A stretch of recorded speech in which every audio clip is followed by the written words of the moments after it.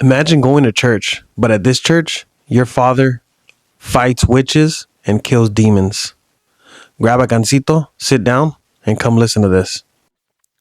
The story today is coming from, I can't really tell you exact location because, when I was listening to it and when I read it, he doesn't want people knowing kind of where this story is coming from. But all I can say is that it's south of Mexico, and it's at a Catholic church near the Guatemalan border, like 3 hours away. And I'm pretty sure a lot of people, once they start hearing the story, they're going to know exactly where it's from. So that's all I can say. Let's get into it. So we're going back 10 years, and we have a, fresh father that's getting out of school, and he's going to start his, his journey in the church. And he's 19.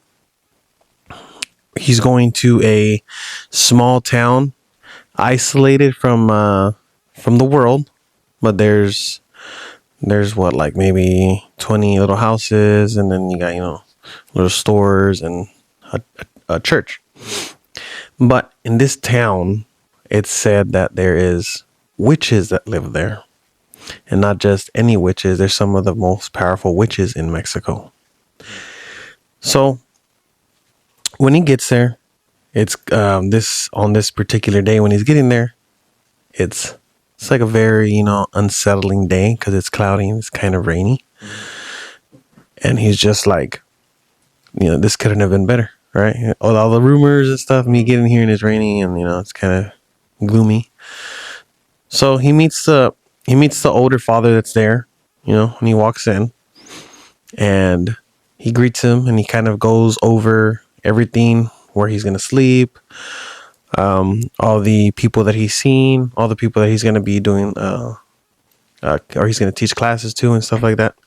So they're going over that, and towards the end of the day, the father gives him a little like amulet. I don't know if that's what you would call it, like a pendant, it's an amulet too, right? Like amulet. And it's for the people that don't know, San Benito is like a saint in Mexico. He's a good figure, spirit. They use it to wear off demons and other stuff like that. Protection. You can get it. You can get it cleansed and wear it for protection, so no negativity catches onto you. The father, as a gift, he gives them I have it on right now, actually, the San Benito amulet. And when he hands it to him, he looks at it and he's like, wow, this is really old. Like it looks like he had dug it up from somewhere. And the father tells him, well, that amulet has saved me so many times, and now it's your turn, so I'm going to give it to you. And then he says, you'll know when it's time to use it. He's like, you're going to have that sensation. You'll feel it. And he's like, oh, how old is this amulet? Like, it's 100 years old.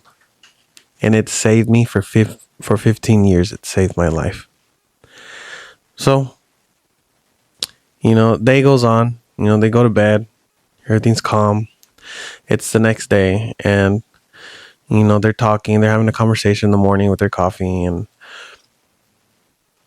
he's like, I hope that you being here won't scare you, because I've had other fathers come and they can't stand it. They leave within a week, they leave within 2 weeks, but none of them have been able to stay here with me after the things that they've seen. So Sunday comes along, and they're at the service, right? And he, as the people are coming in, the new father, the 19-year-old, as the people are walking in, he's like, he's paying attention, because the father's like, well, he told me, I'm going to know when to use this. And I don't even know what he's talking about, but what he did tell him is that there's evil people that live amongst the community. So As the people are walking in, he notices an older lady that walks in the door backwards with her face covered like this. She walks in backwards where the little temple's at. She walks in like this, and she walks backwards. And then she sits in the very back, right? Mm. And service starts, and then they start. And as they're singing and praising and everything, the whole time he notices her, and she's just like this, and she's like this, like kind of like tucking in, blocking it out. And he found that weird, so he kind of walks around, and the whole time while he's doing that, just kind of looking, he's not making it obvious or nothing. She's just like looking away. Whenever he tries to look at her or something, she just looks away and she covers her face. The time comes when it's the moment to go up to the altar and take the bread. I'm not sure what they'd call it. If it's the holy bread or the body of Christ. When she gets up, when they're she's in line as they're walking up. Now she can't take her eyes off of him, and and she has her face covered at the same time the whole time she's in line. As she's walking up there, and he's like, I noticed something off about this lady. I look at her, and her skin's like, it's not normal. It's scaly. And he seems, thrown off about it. And he's like, once I looked at her eyes also, he was like, whatever this isn't human. Because he said when he looked at her eyes, he could see like almost like a snake eye almost. And also he was just like, why does she have her face covered? So the moment comes when she's next and she uncovers her face. The moment she uncovers her face, he's just in shock. He has fear in his heart, but he slightly remembered what the Father told him. Your God will always be there next to you, standing you, guarding you, no matter what. Your faith, don't lose your faith. She had a tongue of a snake. He said I am not lying. She literally heard when she spoke, and she told me that I'm not even supposed to be here. She said, you're not supposed to be here. You need to get out, coward. She like did this thing with her tongue where she was like, and he looked at the Father. He looked back at the Father, and he was like, he kind of nodded at him. Like, this is the time where I need to use the amulet.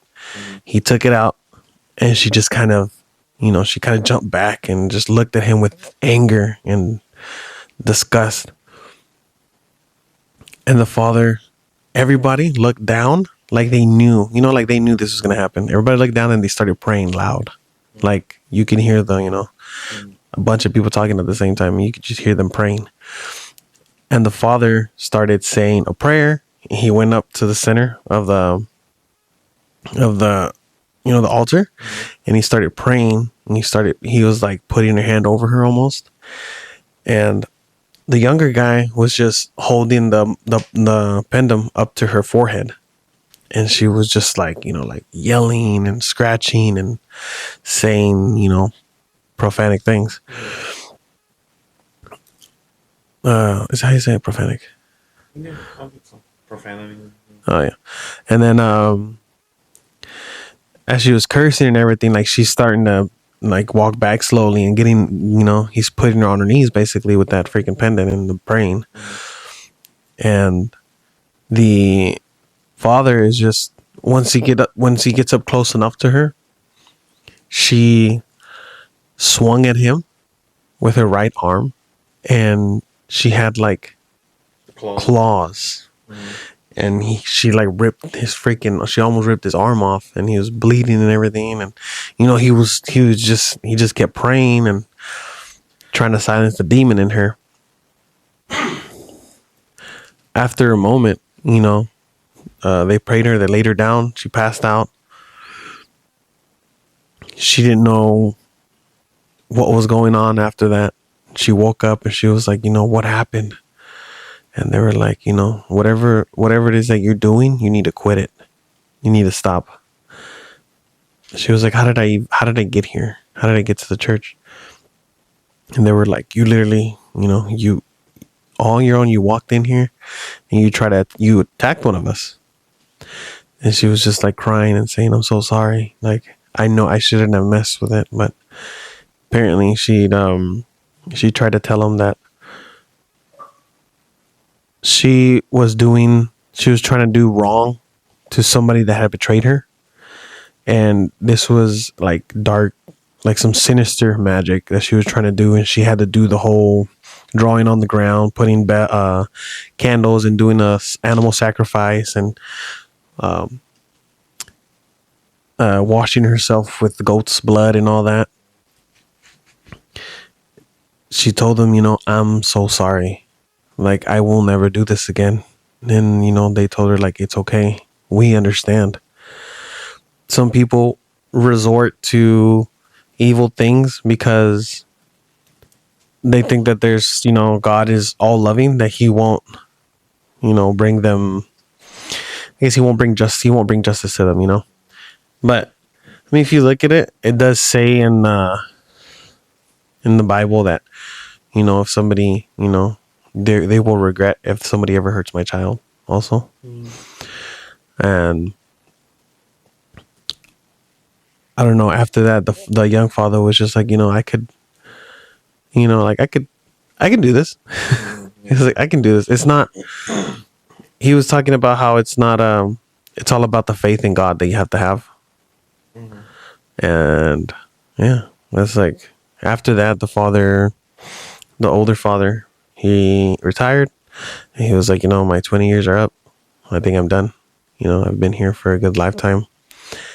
I think I get to go rest now. Yeah.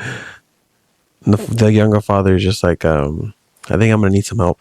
The whole time they're there. I don't know. What do you think about it? It's crazy how people will go into things like this not knowing, not having any faith in anything, and just thinking nothing will like come back to them. Because if she were to be successful and the person she was doing it, did know about the stuff as well, they could send it all back to her, and it would be so much worse. And there's always a price to pay. Always, they drain your life. You gotta give them something of yours, sell your soul. There's always something about your life that you're giving them if you're doing this stuff.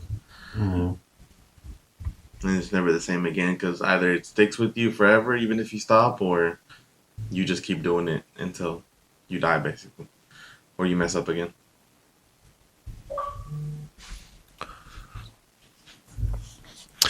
Anyways, Yeah. They're talking about witchcraft. There is like, if there's some people that don't believe in it, but oh God, go to Mexico and you'll find out that it exists.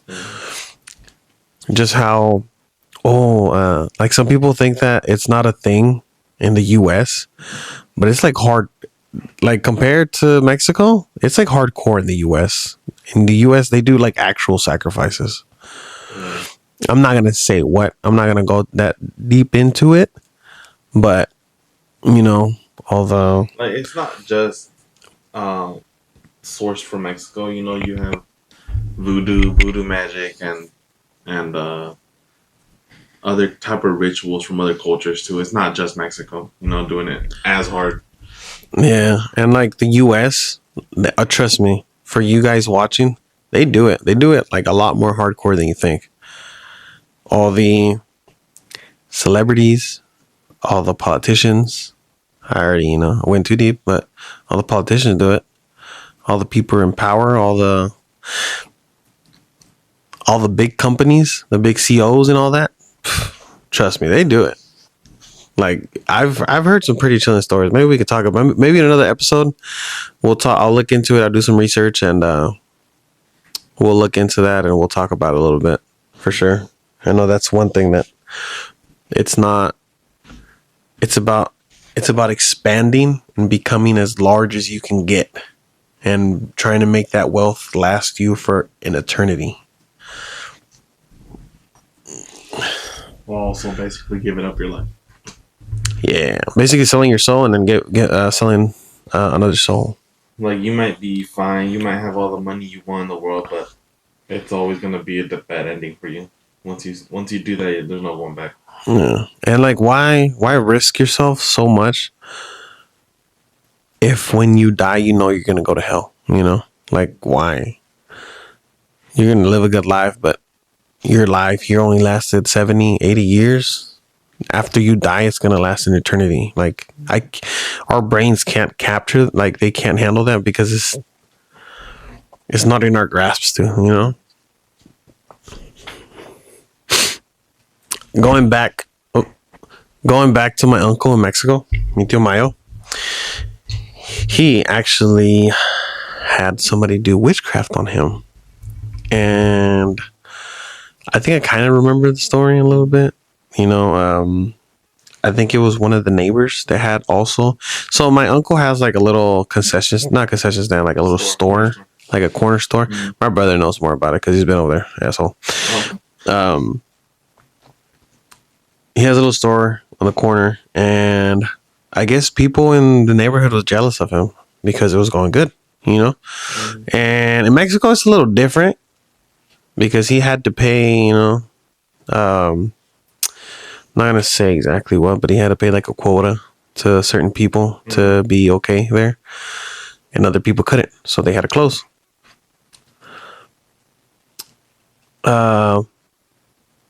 I think it was one day when he started feeling like anxious and like, how would you say it, like stressed out, like I guess anxious, and like he was having anxiety and stuff. He didn't know what was going on, so they went to the doctor. They checked him. They did blood work. They did the little MRI and everything, and they didn't know what was going on. And he was just like, I don't know why I'm feeling like this. You know, my head hurts. I feel like I can't sleep at night. I'm like losing it, you know. And it was getting bad to the point where he wasn't eating, and he was starting to get bags and all this. And I never heard about this story. No. My mom told me.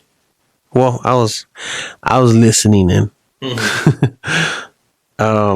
He was even having problems with his like, you know, his down there, to where it swelled up like really bad.